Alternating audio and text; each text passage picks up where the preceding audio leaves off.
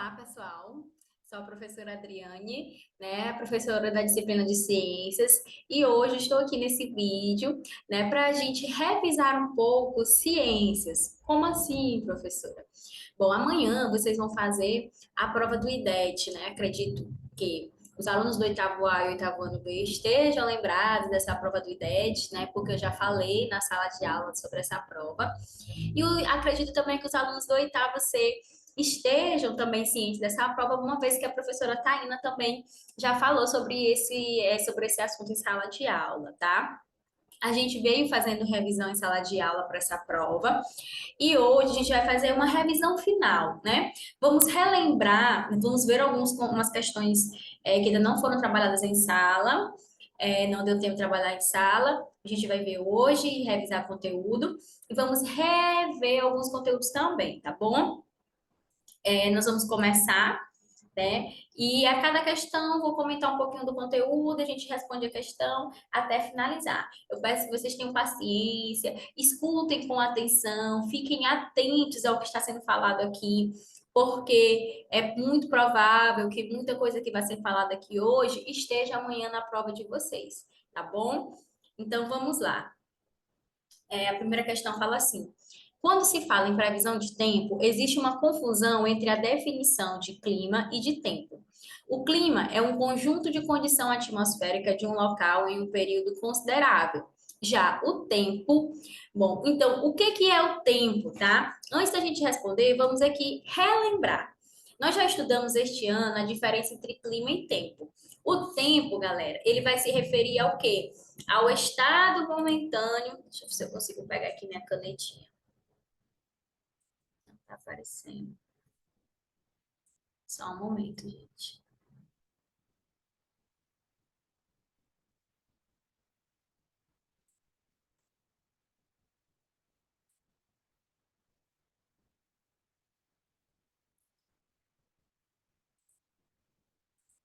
Então,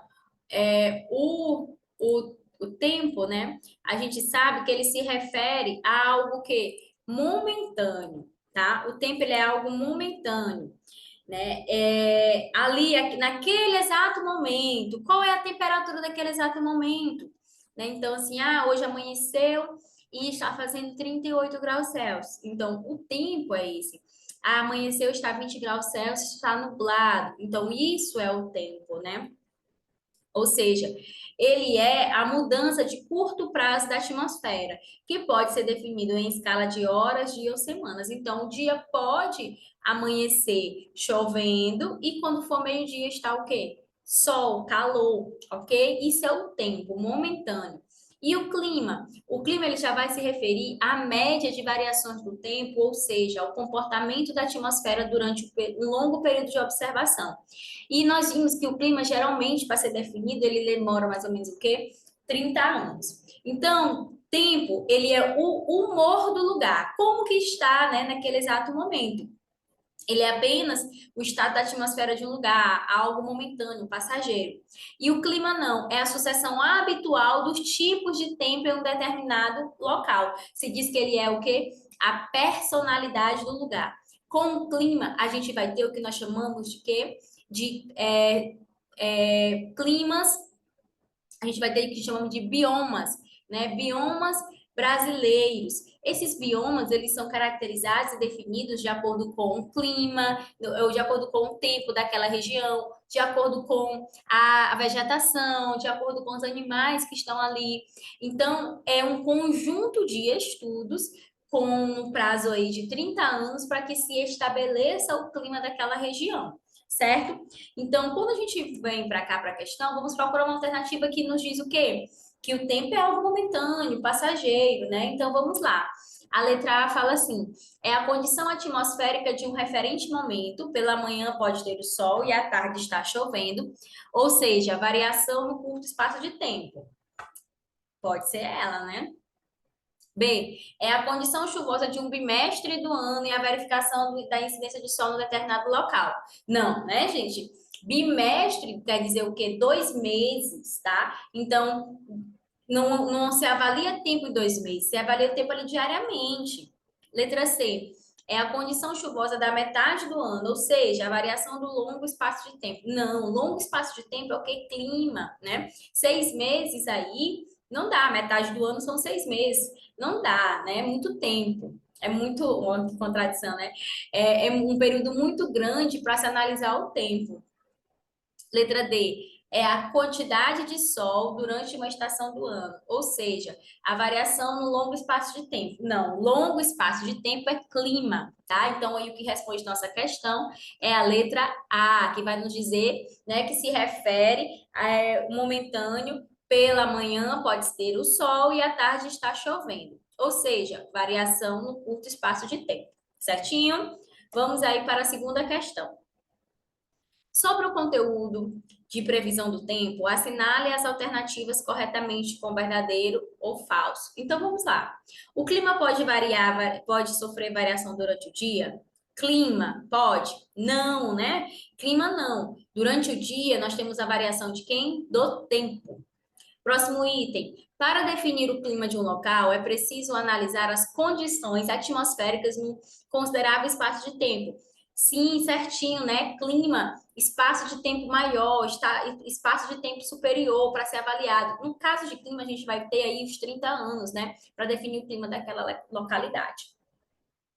O item 3 diz que a atividade agrícola não depende de condições climáticas. Errado, né? Atividades agrícolas é super dependente de condições climáticas. Então, tal que às vezes a gente tem aí um determinado produto caro, que normalmente não é caro, mas ele encarece um período de tempo, por quê? Por causa que está tendo chuva demais, né? E a colheita estragou, ou então não está tendo chuva e não deu para plantar. Então, as condições climáticas, elas são fatores determinantes para que a gente tenha, né, aí atividade agrícola, e como, consequentemente, a gente vai ter interferência econômica, né, uma vez que essa condição climática não é favorável para aquela atividade agrícola naquele determinado momento, tá bom?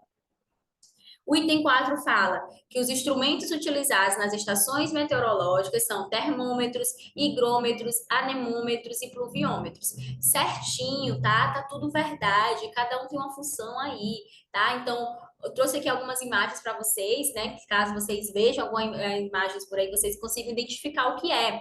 Então, aqui nós temos o pluviômetro. O pluviômetro ele é responsável, né, por capturar a água da chuva e o que vem nela. Então, ele faz essa captura da chuva, né, e o que vem nela, sólido ou líquido, de diferente também, ele faz essa captura, tá?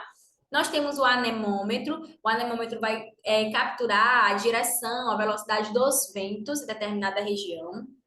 Temos o termômetro ele vai fazer a captura da temperatura naquele ambiente específico, naquele local, né, naquela hora. E nós temos o higrômetro. O higrômetro ele serve para registrar a umidade relativa do ar. Então, acredito que vocês já devam ter ouvido falar o seguinte: a temperatura está a 32 graus Celsius e a umidade do ar, a umidade relativa do ar está a 70%. Né? Então, o que isso quer dizer? Quer dizer que por mais que esteja seco, você está com aquela umidade. É um calor, mas você tem uma água ali, você tem uma certa temperatura, a temperatura não está tão quente, tá? Um exemplo assim, professora. Tá, vamos lá. Brasília é uma região caracterizada pelas pessoas sangrarem pelo nariz. E por que essas pessoas sangram? Porque às vezes eles estão num período em que está muito seco, né? Muito quente, e além de estar muito seco e muito quente, o que acontece? A umidade do ar está o quê? Baixa. É a quantidade de água, galera. É a quantidade de água na forma de vapor presente ali naquele local. Então, a umidade do ar está baixa. Quando a umidade do ar está baixa, se tem a tendência a fazer o sangramento pelo nariz, tá? É um mecanismo fisiológico que acontece dentro do nosso organismo. Então, a umidade do ar, ela é capturada, registrada por qual aparelho? O higrômetro, tá? Como vocês podem ver aqui. Aqui ele está dando a temperatura e o higrômetro está aqui. Ele sempre é em porcentagem. Nesse exemplo aqui, a gente está tendo 68% de umidade, né? Aí que esse higrômetro registrou, tá bom? Então, a sequência é o quê? Falso, verdadeiro, falso, verdadeiro. Vamos para a próxima. A chuva é um fenômeno meteorológico resultante da precipitação da água quando esta é superaquecida. Ela evapora e se transforma em vapor de água, que ao se juntar com ar, formam as nuvens. Logo, entra em contato com massas de ar fria, o vapor condensa, voltando a ser água. Por conta do seu peso, não consegue se sustentar no ar e descem em forma de chuva. Qual aparelho é utilizado para verificar a quantidade de chuva em determinado lugar? Ora, veja só, a gente acabou de falar, né? A gente acabou de ver aqui que o que vai capturar a chuva é qual? É o pluviômetro, né? A gente tem aí o pluviômetro fazendo com que capture essa água da chuva, tá? Então, letra correta aí, letra D. Próxima. Que instrumento é utilizado pelas estações meteorológicas para a verificação da umidade relativa do ar? Também acabamos de verificar, né? De ver uma imagem. E tá aqui, ó. Como é o nome desse equipamento? Higrômetro, tá? Higrômetro. O higrômetro ele vai nos dar a umidade relativa do ar, ou seja, a quantidade de água, né, presente ali naquele ambiente, tá bom? Próxima. Para captar imagens, né, da Terra com o intuito de visualizar a formação e o movimento das nuvens, além das frentes frias e quentes, se utiliza um aparelho chamado. Então vamos lá, galera. Ele quer saber qual é o aparelho que se utiliza, né, para visualizar a formação, o movimento das nuvens, frente fria ou quente. Gente, todas as informações que chegam para a gente, elas são utilizadas por meio, elas são, né, feitas por meio de equipamentos, tá? Então, tem todos aqueles equipamentos que eu já citei para vocês na questão anterior. E, além disso, a gente tem satélites que ficam, né, lá na órbita da Terra, só coletando informações. Então, se a gente tem uma previsão, por exemplo, nos próximos 3 meses vai ser assim, assim, assim, assado. Por quê? Porque nós temos estes satélites que fazem a captura de imagens, informações, né, lá da órbita da Terra e converte essas informações em dados que são estudados pelos geógrafos, geólogos, geralmente são essas pessoas que fazem esses estudos, e aí eles convertem em dados e a gente tem essas informações que passam lá no Jornal Nacional, Jornal da Record, né, sobre o clima, sobre o tempo. Então, aqui a resposta correta, tá? É a letra D, satélite meteorológico. Ok, próxima questão. As mudanças climáticas e o aquecimento global têm gerado uma grande preocupação na sociedade. É notório que estamos vivenciando um momento de mudanças das atividades atmosféricas, sendo que a ação humana é uma das causadoras dessas transformações. No caso do aquecimento global, qual fonte de energia é a mais indicada para a sua contenção? Então vamos lá. Estudamos que existem duas fontes principais de energia: fontes renováveis, fontes não renováveis. Fontes renováveis são aquelas em que elas são repostas de forma bem rápida pela natureza e que, de uma certa forma, elas não agridem, né, tanto ao meio ambiente, não causam prejuízos ao meio ambiente. Já as fontes não renováveis de energia são aquelas que são vindas de combustíveis fósseis, né? Elas não têm capacidade de estarem se renovando em um curto período de tempo, né? Além disso, elas também são as grandes causadoras, né, de poluição do ar atmosférico. Aí nós temos problemas sendo intensificados, como, por exemplo, poluição do ar, aquecimento global, né? Então, esses mecanismos, esses eventos, eles são ocasionados pela utilização dos combustíveis fósseis, das fontes de energia não renovável, que são oriundas dos combustíveis fósseis, certo? Então, como por exemplo, nós temos fonte de energia renovável, energia geotérmica, energia solar, energia eólica, hidrelétrica e a biomassa. Quando se fala de fontes não renováveis, são aquelas dos combustíveis fósseis. Nós vamos ter o petróleo, o gás natural, o carvão e a energia nuclear, certo? Então, a questão, ela quer um tipo de energia em que minimize, que vá conter o aquecimento global. O aquecimento global é ocasionado, né, pelo uso excessivo das fontes não renováveis. Então, se eu quero minimizar, eu tenho que utilizar uma fonte que seja o quê? Renovável. Então, a gente procura uma alternativa que vá nos dar, né, um exemplo de fonte renovável. E quando a gente analisa aí as opções, nós temos o quê? Gás natural, petróleo, energia solar e carvão mineral. Dentre todas, aquela que iria, né, conter aí o aquecimento global, seria qual? A energia solar. Uma vez que a energia solar, ela é uma fonte de energia o quê? Renovável, que se utiliza da radiação solar, né, que são capturadas aí pelas placas fotovoltaicas que a gente instala e convertem essas radiações ultravioleta em quê? Em energia, porque nós sabemos que nenhuma energia é o quê? Perdida, dissipada, né? Ela sempre é o quê? Transformada, convertida em outro tipo de energia, tá bom? Gabarito da questão é a letra C. Vamos para a próxima. Na produção de energia solar, ou perdão, na produção de energia eólica, os geradores são acionados por hélices movidas pelo vento. Na produção de energia hidrelétrica, a queda d'água move turbinas que acionam geradores.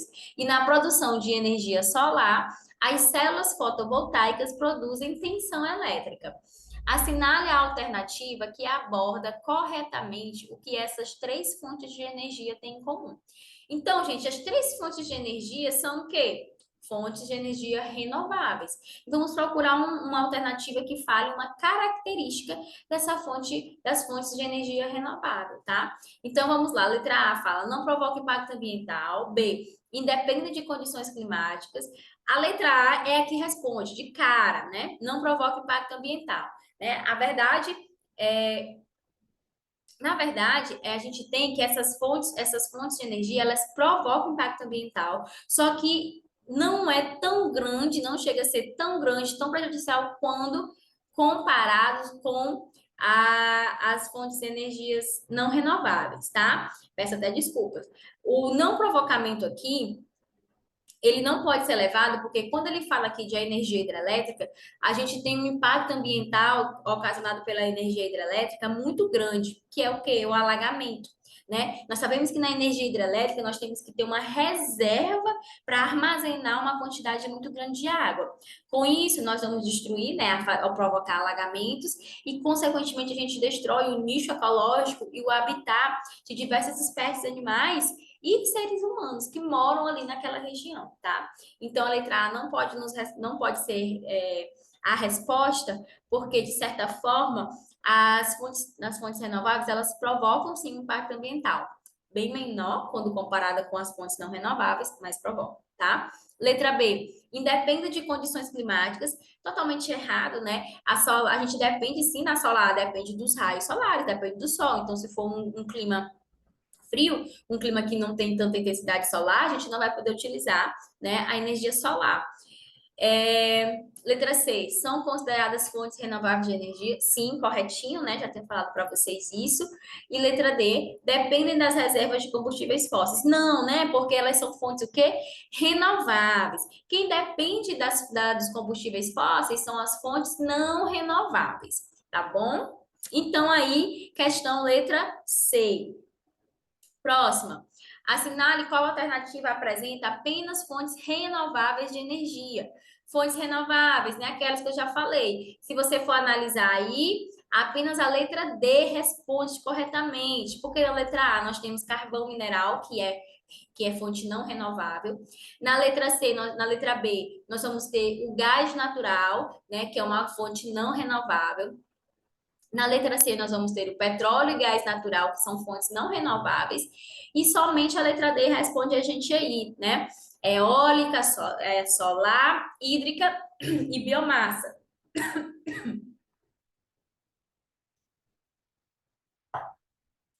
Perdão. Vamos continuar. Então, aqui, correta a letra D. Próxima questão. Assinale a alternativa que completa corretamente as lacunas da afirmação a seguir. Uma matriz energética tende a se aproximar da ideal quanto, tararã, for sua porcentagem de fontes renováveis e, tararã, for a porcentagem de fontes emissoras de gases estufa. Isso seria possível com o investimento em fontes como tararã e tararã. Então, vamos lá, né? Uma matriz energética, ela tem que se aproximar ideal quanto? Para a gente ter uma matriz energética ideal, a gente tem que ter o quê? Uma maior quantidade de fontes renováveis ou uma menor quantidade de fontes renováveis? Maior quantidade de fontes renováveis, né? E uma menor quantidade de fontes emissoras de gases estufa, tá? E aí isso só seria possível com investimento em fontes como? Quais as opções aí a gente tem de fontes renováveis, né? A solar, a gente tem aí a eólica e a solar. Então, para completar aí esse trecho, a alternativa correta seria o quê? A letra B, né? Que diz: quanto maior for sua porcentagem de fontes renováveis e menor for a porcentagem de fontes emissoras de gases estufa, isso seria possível com investimento em fontes como eólica e solar, ok? Então, aí a letra B de bola, tá? Vamos lá. Próxima questão. Em uma situação hipotética, optou-se por construir uma usina hidrelétrica em região que abrange diversas quedas d'água em rios cercados por mata, alegando-se que causaria impacto ambiental muito menor que uma usina termoelétrica. Entre os possíveis impactos da instalação de uma usina hidrelétrica nessa região inclui-se poluição da água por metade da usina, destruição do habitat de animais terrestres, aumento expressivo na liberação de CO2 para a atmosfera, consumo não renovável de toda a água que passa pelas turbinas. Então vamos lá. Acabei de falar para vocês, gente, que uma das principais consequências, né, que a gente não poderia dizer que as fontes renováveis, elas não têm impacto ambiental, por quê? Porque as hidrelétricas, elas quebram essa questão, né? Uma vez em que a gente tem a destruição dos habitats dos animais que moram ali naquela região próxima e que aquela região será o quê? Alagada para que a gente tenha um espaço maior para acumular, né? Para fazer a reserva da água. Então, essa questão, né, é um dos impactos ambientais que a hidrelétrica tem, que é um dos fatores que devem ser avaliados quando se vai construir uma usina hidrelétrica, né? E a gente teve, há mais de 3 anos atrás, uma polêmica muito grande com uma usina aqui no Brasil, chamada usina de Belo Monte. Essa usina ela foi construída, mas ela foi construída em cima de muitas questões, né? Muitos protestos, porque iria não, né? Anundou, porque ela já está construída, inundou uma quantidade enorme, né, de terreno, de terra, onde a gente perdeu uma quantidade muito grande de animais, né? Muitos habitats, muitos animais, eles perderam seu habitat, né? Morreram ou então fugiram para outros locais em que não se habituaram, não é o nicho ecológico deles, não é o habitat deles, né? Cria competição entre as espécies que moram lá. E aí, nessa competição, aquele que já mora na região, já mora no local, já tem seu alimento, acaba ganhando. Tá certo? Então, o que responde aí a alternativa correta é a letra B, ok? Vamos para a próxima. A respeito das infecções sexualmente transmissíveis, marque a questão correta. Então, aqui a gente está falando das infecções sexualmente transmissíveis, né? Aqui, o que são essas ISTs? São causadas por vírus, bactérias ou outros micro-organismos, né? E transmitidos principalmente por meio do contato sexual. Porém, a gente sabe que, e nós estudamos em sala, né? Que essa transmissão, ela pode ser pelo contato sexual, né? Sem o uso da camisinha, que chama de preservativo. Mas também essa transmissão, ela pode acontecer de forma transplacentária, né? Quando a gente tem uma mãe gestante né? Uma mãe grávida e pode passar pelo seu filho, né? Através de alguns certos fluidos também, né? E através de transfusão sanguínea. Se pode pegar também aí, né? Alguma IST. E vimos formas de evitar. Temos o uso do preservativo masculino e feminino, que é o único, né, o único método que a gente tem que vai impedir uma IST e vai impedir uma gravidez não desejada, né? Nós temos também outros métodos né, de como evitar IST, fazer o pré-natal durante a gravidez, vacinar contra a hepatite B e HPV. Lembrando que nós temos a hepatite B e a hepatite C. A hepatite B é vacina, né? Tem tanto a hepatite B quanto a hepatite C. Se tem vacina, ou se tem cura para as duas, porém só tem vacina para a hepatite B, mas para a hepatite C tem o quê? Tratamento e tem cura. E HPV também é vacinado, meninos e meninas ali na fase da adolescência devem ser vacinados. HPV é o mesmo condiloma acuminado, tá bom? E o que mais, gente? Tá, de hepatite A e hepatite E, nós vimos que são hepatites, são, mas que elas não são o quê? Transmitidas, elas não são uma IST, elas são transmitidas por alimentação ou água contaminadas, né? Não usar seringas, compartilhar seringas ou objetos cortantes, né? Que tem contato ali com sangue, com fluido, não utilizar, não compartilhar, né? Se informar sobre a política de testagem de sangue, se for fazer algum tipo de doação sanguínea ou receber, e realizar exames o quê? Periódicos. Com exames periódicos a gente tem como fazer acompanhamento, tá? Então, vamos lá, vamos analisar cada um dos itens. Letra A. Todas as doenças sexualmente transmissíveis são caracterizadas pelo aparecimento de lesões. Não, né? Nós vimos que nem toda IST ela vai ter lesão. O maior exemplo que a gente tem é a AIDS. Às vezes a pessoa tá com a doença por anos, anos e anos e não aparece um caroço, não aparece um sintoma, não aparece nada. Parece que a pessoa tá saudável, a pessoa tá sadia, né? E aí não aparece nada. Então a gente não pode dizer que todas essas doenças elas são o quê? Caracterizadas pelo aparecimento, né, de alguma lesão. Letra B. A camisinha só é eficiente como método para proteger contra a gravidez. Não, né? Vimos que ela protege contra a gravidez e contra a IST.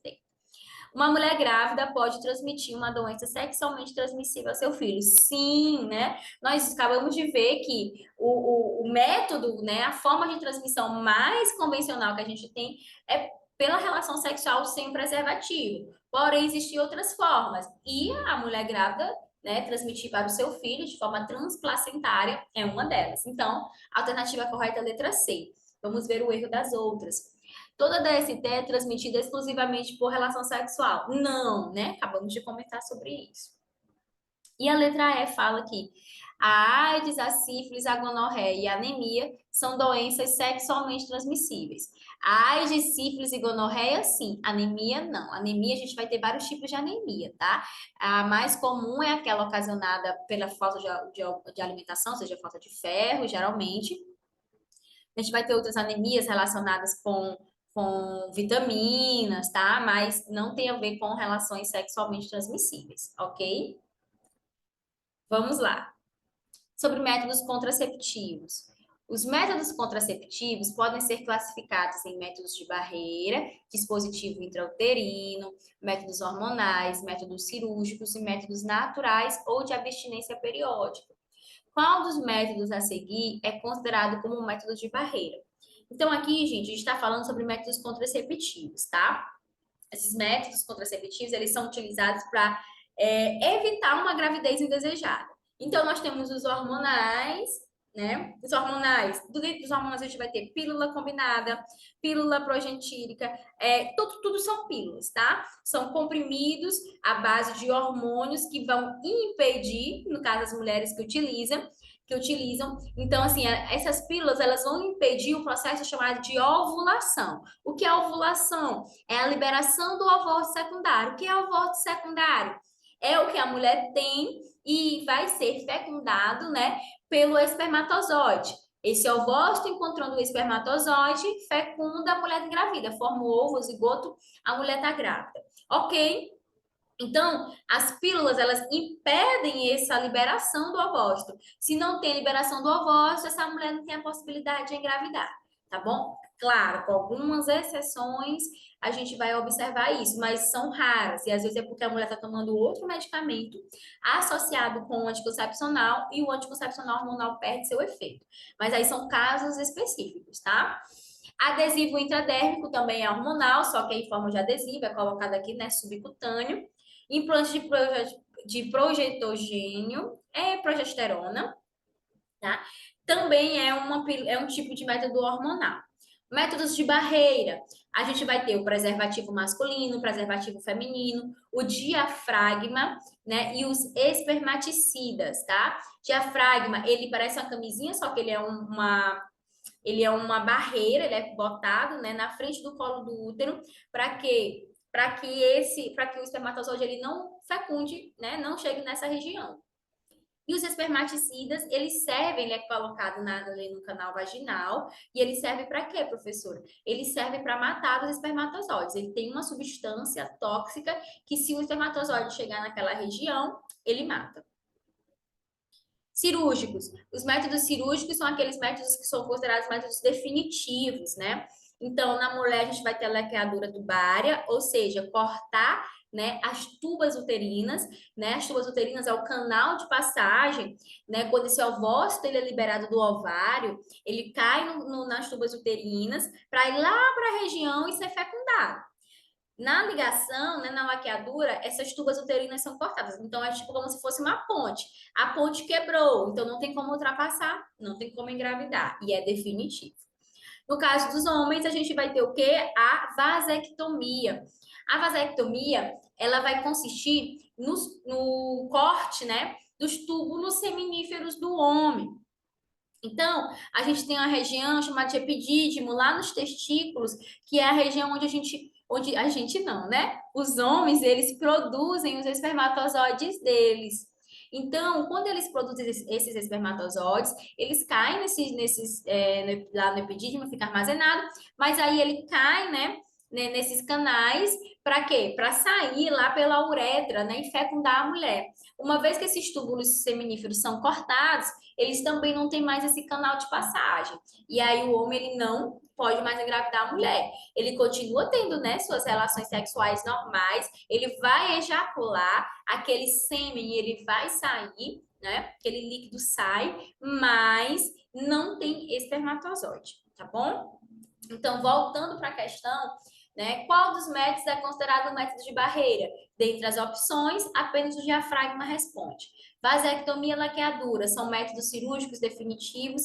Tabelinha é um método comportamental, tá? Ele é baseado no ciclo menstrual, mas ele não tem uma confiança muito grande. Ele não tem um nível de confiabilidade muito alto. Por quê? Porque hormônio ele falha, né? E a menstruação ela não é regular. A maioria das mulheres não tem menstruação regular, ou seja, não acontece no mesmo dia, da mesma forma, da mesma maneira, todo mês com todas as mulheres. Então, isso influencia, tá? Aí no acompanhamento e para evitar uma gravidez. Então, você pode pensar que está no período que nós chamamos que não é fértil, ou seja, que a mulher não tem probabilidade de engravidar, mas engravida. Por quê? Porque os hormônios, eles são que oscilantes, eles oscilam. E o que responde aí é o diafragma, tá? Vamos para as nossas duas últimas questões, tá, gente? Tá acabando. Só vou falar mais dois teminhas e a gente encerra. Então, o Sol e a Lua têm grande influência nas marés, mas a da Lua é maior porque está muito mais próxima da Terra. As duas fases da Lua que causam as marés mais altas são. Então vamos lá. A Lua, né? Nós sabemos que a Lua ela tem as quatro fases principais. Ela tem as fases de transição, tá bom? Mas as quatro principais são essas. Então nós temos a Lua nova, aquela Lua que a gente não consegue ver no Sol porque ela não está recebendo, devido à sua posição, não está recebendo, né, a sua, como é que eu posso dizer? A incidência solar. Então, como a Lua não tem luz própria, ela só reflete a luz que vem do Sol. Dependendo da posição, nós não conseguimos ver, tá? E que é no caso da Lua nova. Depois da Lua nova, a gente vai ter a Lua minguante. Em seguida, lua cheia, em que ela vai estar toda preenchida, e depois a lua crescente. E assim o ciclo continua, certo? Mas qual quais dessas duas fases estão relacionadas com as marés, né? Primeiro, como que ocorrem as marés? As marés, ocorrem devido a uma atração gravitacional que a Lua tem com relação à água. Então, se a Lua está aqui, ela vai ter essa atração, ó, ela vai puxar a água para cá. Então, a gente também tem, né, o Sol sofrendo uma certa atração, mas como ele, né, tá longe, ele não tem essa atração dele, não tem tanta influência na formação das marés, apenas da Lua mesmo, tá certo? Então, quando a Lua está aqui, que ela faz essa puxada, né, essa atração, quais são as duas fases que eu mostrei para vocês que estão aqui nessa posição e nessa posição? Vamos voltar aqui nessa posição e nessa posição. Nós temos quais fases? Lua nova e lua cheia. Então, as duas fases que estão relacionadas, né, com as marés é a lua nova e a lua cheia, tá? Então, a lua nova e a lua cheia, na lua nova e na lua cheia, as forças estão alinhadas e a variação das marés é maior do que o normal. São as chamadas marés de cisígia, tá? E nas luas quarto crescente e minguante, que são as que ficam embaixo e em cima, né? As forças estão que perpendiculares, então elas estão uma força menor e é por isso então que as marés elas ficam mais fracas, tá? Então voltando para a questão, aqui responde é a lua crescente e a lua nova e a lua cheia, perdão. Lua nova e a lua cheia. Então o que responde a nossa questão aqui é a letra D.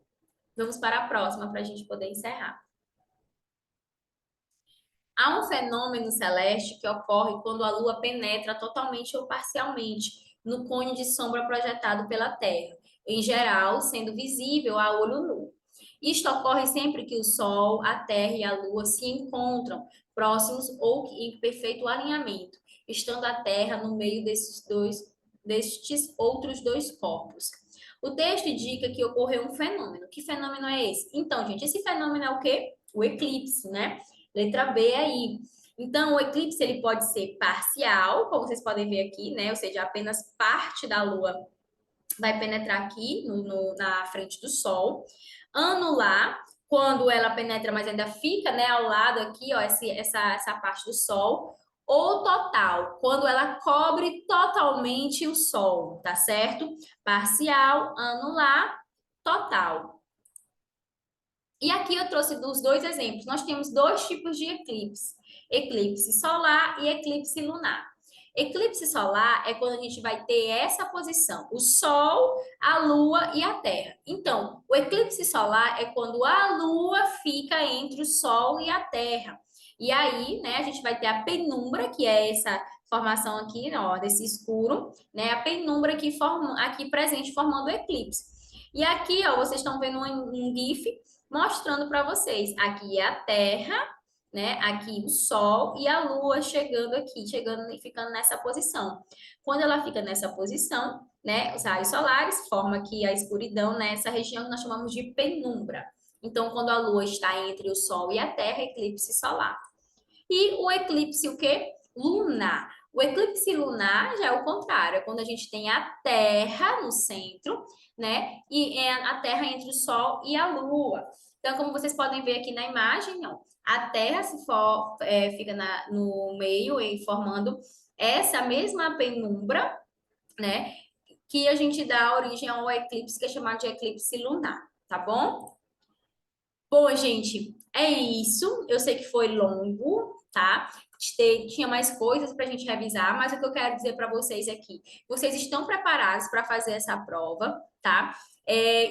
O que vai cair na prova é tudo que a gente estudou este ano. Então, se vocês prestaram atenção durante as aulas, se vocês responderam as ATs, se vocês fizeram as provas, né? Assistiram as videoaulas presentes lá na plataforma Wake, vocês estão mais que preparados para fazer essa prova, tá certo? O que vocês precisam ter é confiança em vocês, vocês precisam ter paciência na hora de ler a prova, né? Na hora de fazer a interpretação. Então, leiam a prova com calma, leiam a prova com cuidado, releiam a pergunta, porque às vezes a gente está procurando uma alternativa correta, mas a pergunta é sobre uma alternativa errada.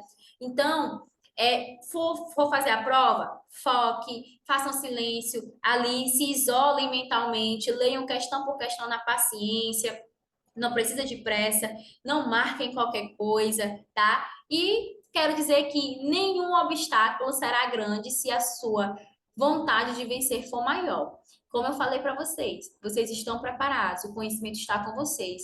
Não existe nenhum obstáculo que tire esse conhecimento de vocês, a não ser vocês mesmos. Então, concentrem-se, tá, gente? Foco, respondam calmamente, tá? Eu quero agradecer imensamente por ter passado esse ano com vocês, por vocês terem permitido e terem gostado de que eu compartilhasse um pouco de ciências que eu sei.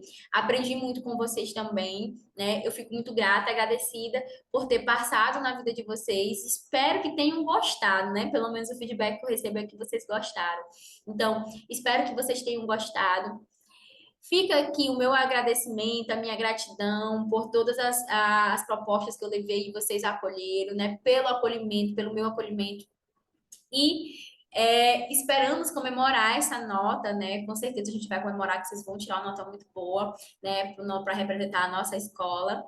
E é isso.